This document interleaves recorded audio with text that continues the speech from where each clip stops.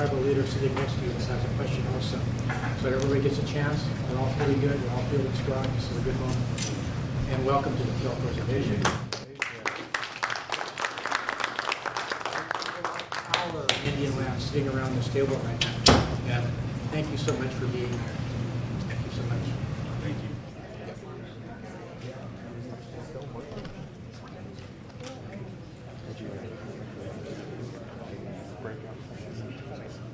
Okay, to find a way to let somebody know. So you probably know my buddy E.T. Yeah.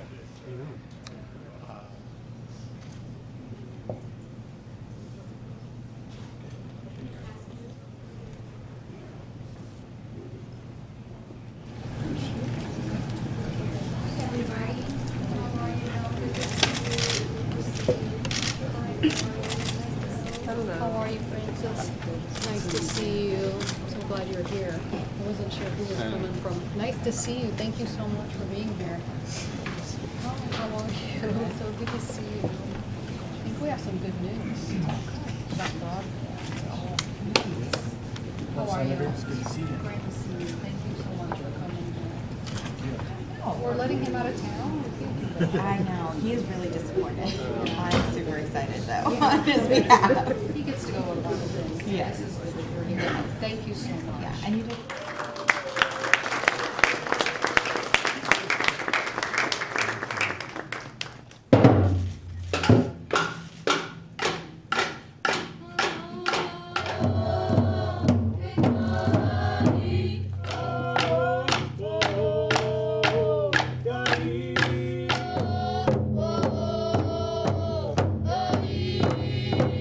Much of our land at Puyallup Reservation was taken away for one reason or another. But it's, in fact, we were down to 33 acres of sunshine. And there was a fighting spirit and fighting dreams that brought us to we are here today. And there was a lot of help from some of our friends, and one of them who's not here today, I wish he was, Norm Dix. And he's still a friend of ours today, and an important man, actually, a personal friend of mine. We've got a couple of new casinos on I-5. We put land into trust and got a nice new healthcare going. And one of the tragic things of living in Puyallup, which is a former Superfund site, the cancer rates for our people are off the chart. So the council, in return, we purchased, I believe, the Seattle Cancer Clinic, the staff, the patient list, move it to a building that we had just purchased in Fife, and it specializes in traditional Native American, Chinese healing methods, and we've also invested into in developing the best science around cannabis medical applications. We're all going to grow because of education, and with that, I'd like to introduce the superintendent, a tribal member, Amy. Are you here? In closing, Madam Secretary, it's been a long overdue time as far as our cleanup of Puget Sound, and we need it as a top federal priority. As Senator Cantwell knows very well, our waters are dying. The Fisheries Service has just failed over for a decade to ensure these plans are reviewed and approved, and that is not acceptable. Thank you so much for being here. Very cool. Very cool.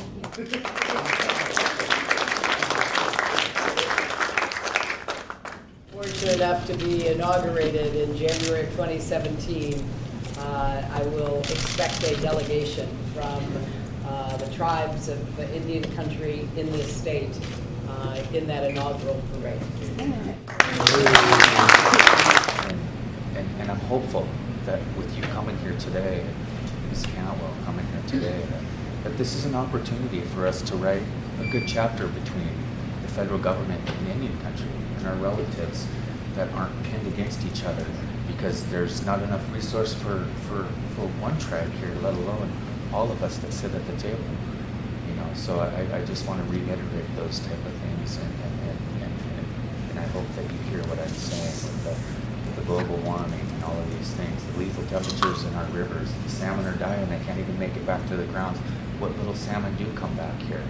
You know, we come from fishing village, and alls we grow on our reservation is weeds in our boats, weeds in our nets. There's nothing there for us to go, and we respect and love the salmon so much that we know that we'll sit on the beach. We'll bear the conservation because it's important to our children and our grandchildren that it keeps coming back. You know, so these birds need to be heard. Action needs to be taken. We need protection for our hatcheries. We need protection for our wild salmon. We need these things, these threats, and these people out here filing lawsuits against the federal government, against the tribes, all of these things that, you know, we live on 3 systems, and we sit on the beach on all 3 of our systems.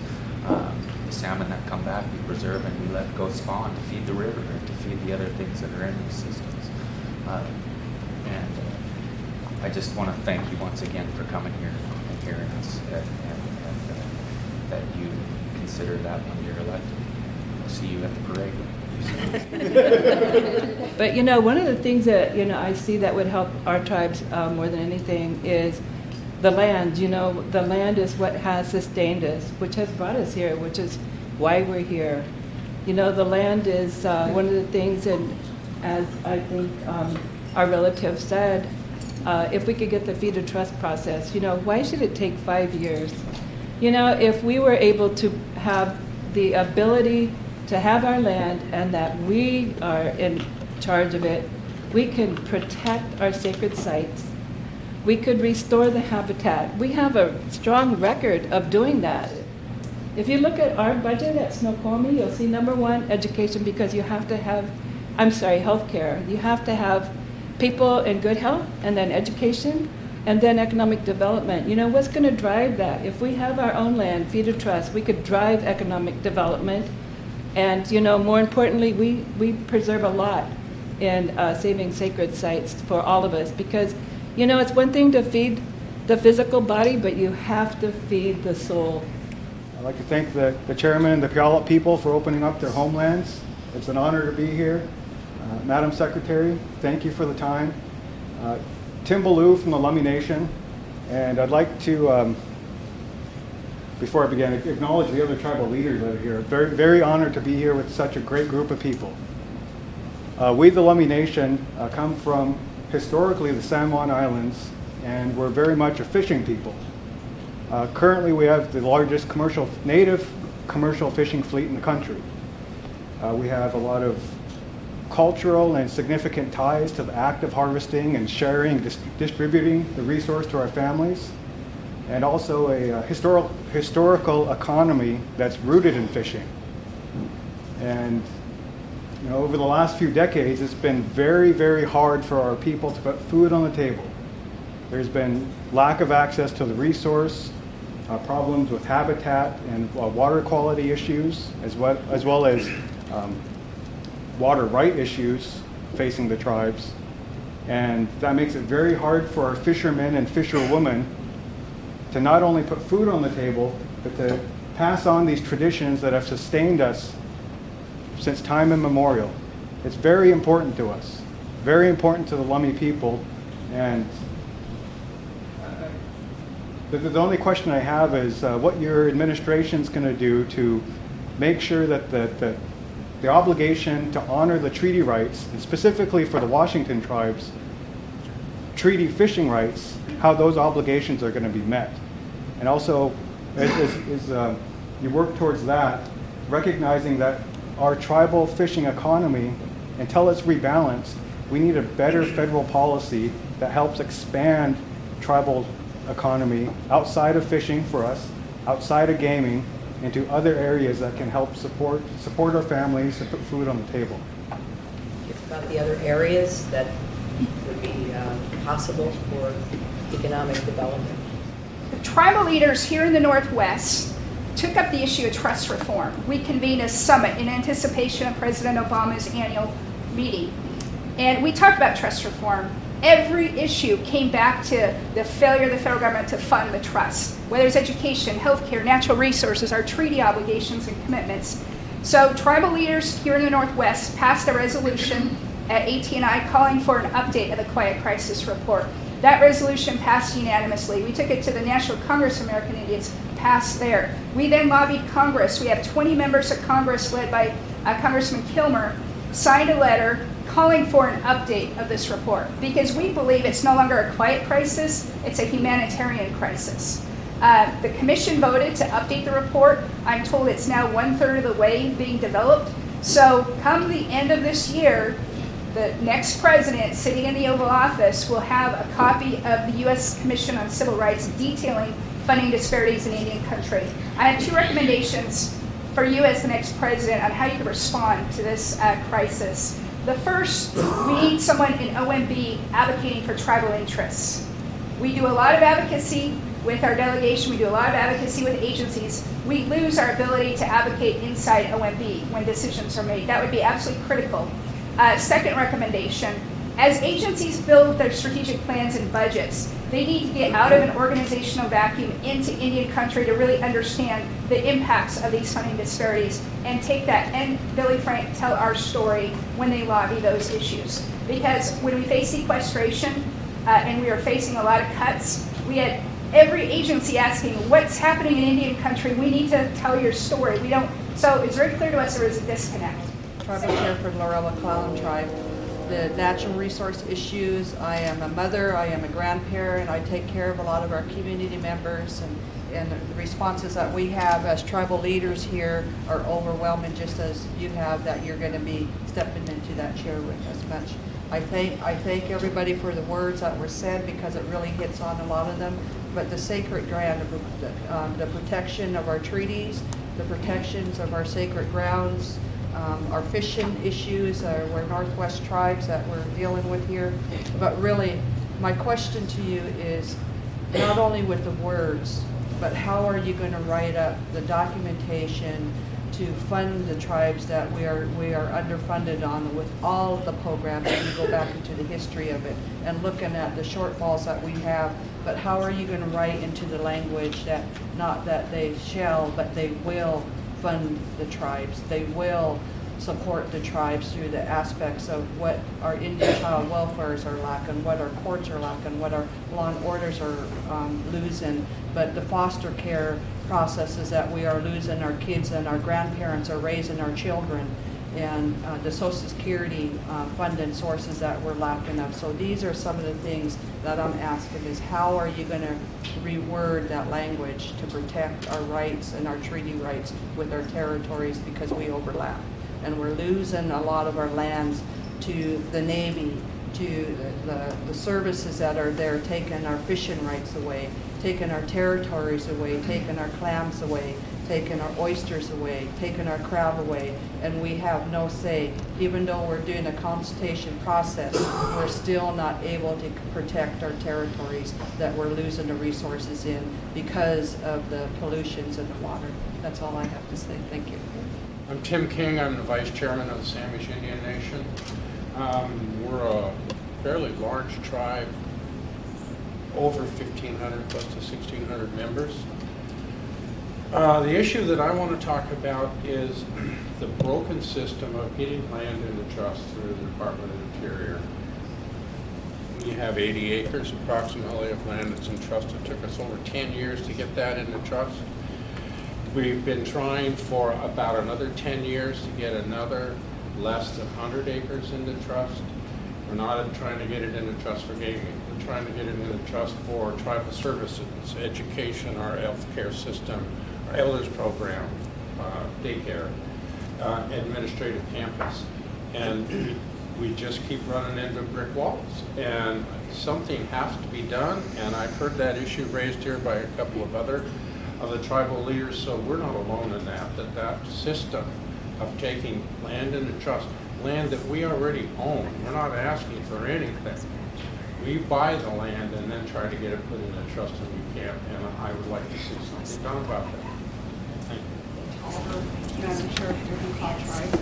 Thank you, Puyallup, for hosting this. It's a great event. Also want to thank Maria Cantwell for her support of broadband, because broadband is really important for us. way out in the Pacific Northwest tip of Washington. But I also want to bring up the climate change, how it's affecting our fishing. We are a tribe of ocean fishery, and so it's going to affect us in the long run. We're really worried about our generations to come.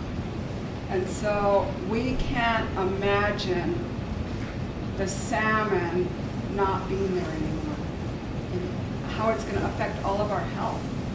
And He wants me to bring up a foreign policy issue that we have, which is with our gooey ducks. And I know several tribes in here are having some similar issues with China accepting our wild gooey duck.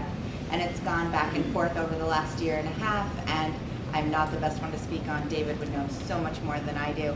But it's something that we could really use your expertise in helping us maintain that, because when that closes down, it closed down for 5 months last year. My sister is a gooey duck diver. It affects tribal families. It affects what we can do with things like mental health, substance abuse, higher education, because we use that money that goes directly to those programs.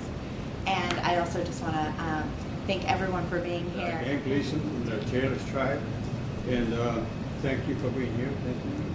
And thank the other tribe for inviting us here. I'm chairman of Next and Speaker, both, Coach Ocean, and we always getting grants for women violence, and I hope someday it'll stop. What other thing I wanted to bring up is the state is pushing for a dam on the James River in our beautiful valley, and we have fish and eels that we love, and the people we lived there for most of our lives. I'll be 80 in about 2 weeks, and I've lived on the reservation all my life, and I'm still here. So that's all I have to say, and I just want to hopefully I'm ready to see that you are first women president. Al with the Puyallup Indian tribe. My tribe has 4,000 members, and I want to talk about the housing budget and the distribution process for the housing budget. For 4,000 members, we get about $2 million from housing. That goes not very far. My professional background is information technology, policy analysis, auditing, and lots of other similar responsibilities. And my understanding of the process that has been designed for the distribution of the housing budget, it's deeply flawed. There's lots of room for improvement. So my ask is that you take a look at that process and make some meaningful changes. Thank you. As you enter the Oval Office, the type of signal, what signal would you send to Indian country when we talk about expanded jurisdiction? In other words, yes, we're right here now, we need expanded jurisdiction, and as Puyallup was one of the very fortunate tribes to be part of the pilot project of court jurisdiction.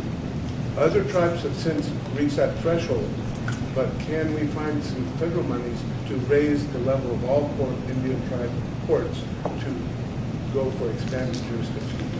If you care to amplify with that. This is an issue I heard yesterday in Arizona. I've heard that before, and I do think it is a priority that we have to look at so that you have the funds to actually exercise the jurisdiction that you are legally provided under treaty and your sovereign status. And it's important, particularly when it comes to violence against women, as you mentioned, because now in too many instances, a perpetrator is either let go or turned over to the local authorities outside of the tribe's sovereignty with no guarantee that there will be any action taken. So I think this is a serious issue, and it is certainly on my list. My name is Anita Mitchell, and I'm from the Muckleshoot Indian tribe. And good afternoon, Madam Secretary. First, I'd like to thank you for making the time to come and meet with all of the tribes and honoring and respecting our nation-to-nation relationship. So thank you very much. I would like to hit on something Mr. Sheldon already pointed out, that we do need more funding in the court system to expand it. And it's my belief that we really do need this to tackle our drug epidemic in Indian country. And I'm the greenhorn on council. I'm very young, as you can tell. And I'm worried about our generation. I was like, there's only a handful of us left that we could look to and be like, yes, you will be a future leader. And the other ones we're trying to pick up from the ground. And I mean, it's in all of our families. And so we need federal funds or some sort of dedication to tackle that problem. Interrupt Senator Campbell, but I didn't hear anybody collectively say it, but I believe every tribe here is against coal and against oil. Proposed terminal at Cherry Point, Lummi Nation. There's a proposed, that's the largest coal terminal in the United States, proposed at Longview, and an oil at Vancouver, Washington. Everyone here, as far as I know, the Yakima Nation, we are totally against. We will fight it to the bitter end because it affects everything that was spoken of here. Also looking at methanol going in the Port of Tacoma as well as LNG. So our tribe is looking at making certain that that does not happen here, because that is our livelihood as fishing people. And we are getting ready to provide that information to everyone. So we definitely hear you on that one, absolutely. And every issue that was brought up today, she has that in her, what she is going to be doing for Indian country. So she's with us. She's with us. Yeah, but you're telling it and you're explaining the history and the meaning of it is gives life to it. You know, that's what we hope to do, but what you're telling me really gives the passion that is needed to convince people to get the consent, not just the consultation, to get the changes that have to be done in language and legislation. And, you know, we have some good allies in the Congress, not as many as we need, but we're certainly going to try to build that. Blanket. We're going to wrap it with that blanket, and then we're going to ask the tribal leaders to come back here for a one big picture. So I'm going to ask you where you want all of us after they wrap her. The Puyallup Tribe of Indians would like to honor Hillary Rodham Clinton with the Lusutsi name, Indian name for strong woman. Sipulfui.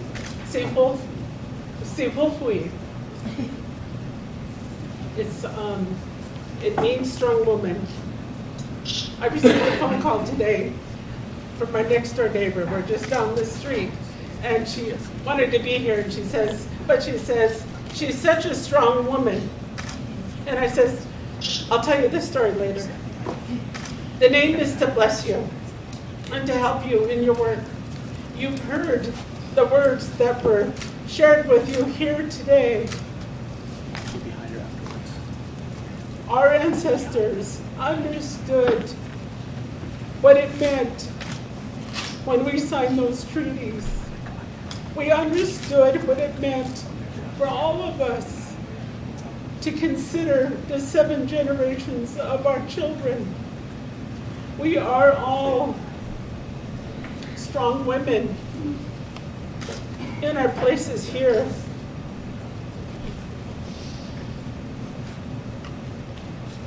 Help me, Chris. Siwalakwi. Siwalakwi. Siwalakwi. Siwalakwi. There you go. Siwalakwi. Silada. We're all strong women. My granddaughter just cut her first tooth at 6 months. My grandson was here to welcome you. These are such important words to carry with you. The blanket represents wrapping you in our love. It will heal you. It will give you strength. It will help you to continue on your path and journey that you've embarked on. And this is from the Puyallup tribe, signed by the chairman. Okay, everybody right this way. Everybody looking right at me. Senator. Yeah, what? What are you doing? He's a full-service It's all gonna be good. We're gonna work to make it so, right? Safe journeys. How you play T says thank you. Thank you, thank you.